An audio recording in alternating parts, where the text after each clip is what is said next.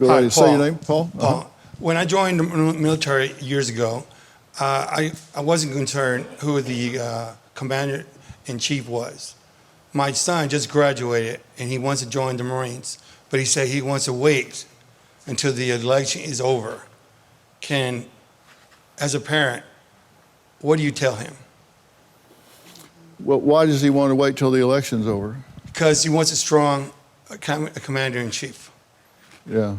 Well, I don't think that's an illogical consideration, frankly.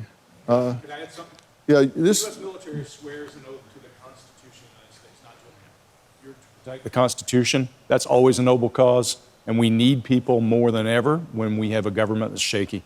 So I would say join the military. He's not going to change the military, and we still always need people who want to put their lives on the line for all of our freedom. That's what I think. But it's not an illogical concern. I mean, he's asking, that makes me think he's thinking. Yes. And we do need military, that's absolutely right. But I think you have a thoughtful young man on your hands. Thank you. This is his first time voting. Yeah, that's good. Yes, ma'am. Hi, my name is Takenya. So I have a two-part question. With the current state of the world, do you think a candidate can really get in there and turn it around, which is going to lead me to, what do you think the top qualities of these candidates are that would make them the best suitable candidate for the presidency? Well, look, I'm the incurable optimist. So, I do think somebody can get in and turn it around. And what do I think is the top quality is somebody that can get in and build some real bridges and network among the people. You've got to be a consensus builder if you're going to get something done. And I really don't hope for it to be Democratic president, House, and Senate. I really don't hope for that. I don't hope for a Republican president, House, and Senate. Because if we don't have some checks and balances, oh my God, that would really make me nervous. But I do think that look, I grew up in sports. I grew up pretty poor. And so I grew up playing on teams. And there's something called headship, and there's something called leadership. And headship is when somebody is assigned to be a leader. Some authority comes down and says, this person's in charge. Leadership is when somebody builds a consensus, and that's where they earn the respect of those around them. People look to them, and it's, I think one of the biggest compliments Oprah ever paid me in the years that we worked together, and we're still very good friends, she said one time, if I'm ever in a burning building, I'm following him. She thought, she said I was a clear thinker and action-oriented. If she's ever caught in a burning building, I'm gonna follow him. And I think that's the kind of person we need in our leadership. Somebody that people say, if we get in trouble, if we get in a problem internationally, or we have major disaster or whatever, we need somebody that can step up and say, hey, forget everything we were arguing about 10 minutes ago. We need to all get together right now and pull together, and you can trust me to do what I say and say what I do. And they know that that man or woman has the moral compass to do that. And right now, I'm not sure who that is, but those people exist. And so when you ask, what do I look for in a leader, that'd be who I look for. And I really learned that from sports. When a coach would appoint a captain to the team, but when the player's elected a captain of the offense or the defense or something, then that was the person that you all said, okay, this is the guy we want talking to the ref if there's a problem. This is somebody we want calling this play or that play or whatever. And that's where I learned leadership skills that coaches used to say, boys, football teaches you about life. We all rolled our eyes. And then we got into life and found out that's really true. That's really true. I'm in my 23rd year of DrPhil, and when I left LA, I had the same 7 cameramen I started with, had the same director that I started with, same supervising producers I started with. It's because they all believe in what we're doing. The people that put this on tonight, they've been with me since day one, minute one. They all believe in what we're doing. Money is paid, but it's not about the money. They believe in what we're doing. And we want to make a difference. We want to have an impact. We're in a presidential election year. We want to have an impact. That's why we're doing this tonight. DrPhil for president. Yeah.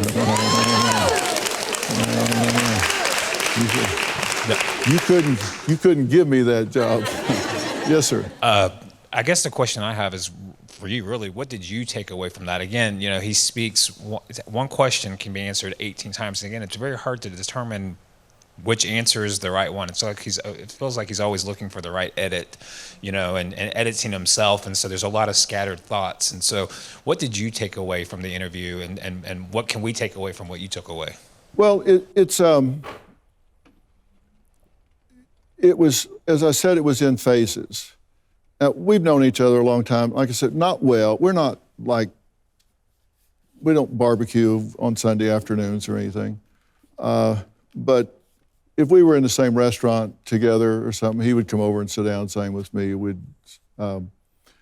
But he walked in the room and said, "It's going to be the highest rated interview you've ever had." Just joking around and stuff. And like I said, the first part, I let him do what he did. And then when I said, okay, I'm going to start asking some questions now. How do you deal with the stress of all of this?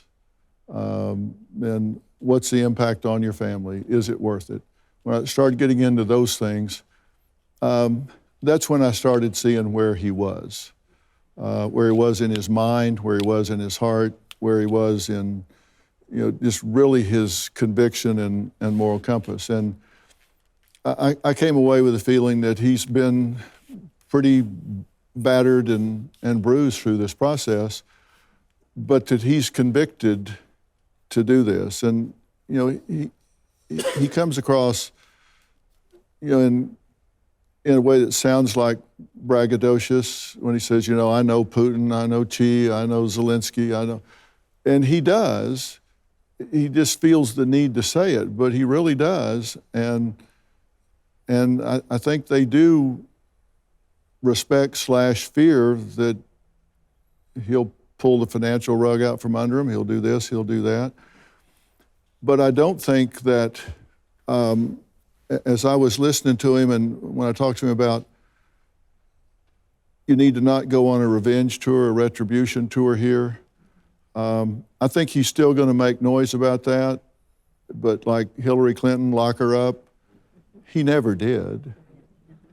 He made a lot of noise about it, but he never did. He never did anything to move in that direction. He says he's going to lock up everybody on January 6th that was moving there. I don't see that happening. I think I made a dent in him, and I'll probably talk to him again, and I'll keep going, and I think he'll think about that.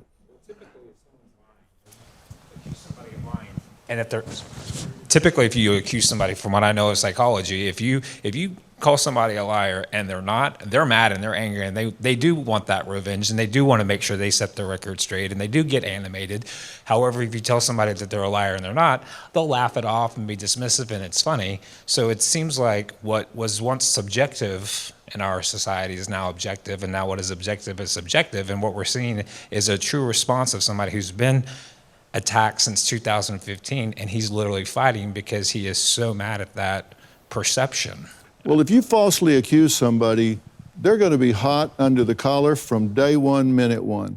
Now, he may be, he's probably hit a fatigue level. He's been under attack for so long. But generally speaking, when somebody's falsely accused, they're going to be a hot tamale from the day one, minute one. They're not going to like it at all. Talk to me. Sure. One of the things we know is when you falsely accuse somebody, their chin comes up, they expose all this weakness, they get defiant because they're angry at being wrongfully accused, and they're demonstrative. There's anger, there's all kinds of stuff going on. When a person laughs it off, you should be suspicious. Yeah. Okay, last question here, and then we'll go. Oh, you had a comment? Go ahead, and then we'll start here. Okay, I just You wanted too. to ask you, it could have been my imagination. Say but your name. Oh, Rita. But I felt like from the very beginning, I felt it was something I didn't expect from him. He seemed so grateful to you for taking the time to actually give him the time to interview him. And it surprised me, actually, because I don't think I've ever seen a side of Donald Trump that was ever humble before.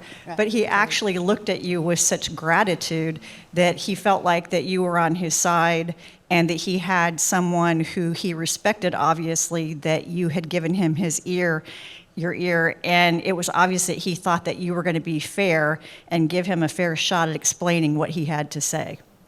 Well, if you think about most of the interviews that he does, he's either completely under attack or he's being sucked up to. And I don't do either one.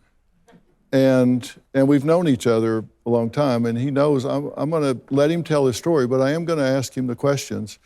Like when I asked him the why question, and he went off on one of his walkabouts, I came back to, okay, now answer my question. Why? Why do you subject yourself to this? Why do you do that? And that's when he kind of got scared and said, wait a minute, I've seen you do this before. If I cry, I'm going to lose, my whole career is over. Don't do that to me. I think he knows I'll give him a fair shot to tell it, and I think he knows that people trust me to ask fair questions, and he knows that the interview will travel, and it has traveled. It's millions and millions of impressions on the internet before it even aired, and they've deployed 8 or 9 bot farms already trying to poison the internet. I mean, people have gone on the dark web and they buy these bot farms and come up, put thousands and thousands of fake accounts on the internet trying to poison people against the interview. So he knew this is not going to be insignificant. So it's not the normal noise. Yes, ma'am. So I was looking at your Say your name. Ashley. I was looking at your inflation and how you showed him the piece of paper and the difference when he was in office versus Biden. But at the same time, I know a lot of people are going to ask me this, is that COVID was during that time. And so that played a part in the inflation. So what can you help me understand? How can we factor in COVID with the inflation numbers and how COVID has impacted that? Well, you don't want to get me started on that. During COVID, the government printed and distributed $5.5 trillion to people that put $4.4 trillion of it in their savings and checking accounts, which means they didn't need it. When they print that much money, the money you had just went down in value. So if you had $100,000 saved away from working for years and years and years, it just became worth maybe $80,000. That's inflation. So, how does that cut one way or the other? And by the way, that started under Trump, not under Biden. So both of them have ownership in that. So it's very complex. Look, I can't add 2 and 2 and get 5 every time. I can read real fast and remember stuff really well, but I'm not good at math, and I don't tell people what to do with their 401k. I stay in my lane. But I do know that inflation has really gotten out of control. Don't you agree? And I think, I know with the Trump administration, taxes went down and tax revenue went up. because you lower taxes, you stimulate business, and it generates more revenue. And they haven't figured that out yet. I think I would vote for my dog if he did flat tax. I think it would stimulate the economy. It would be more money for everybody. So we'll see.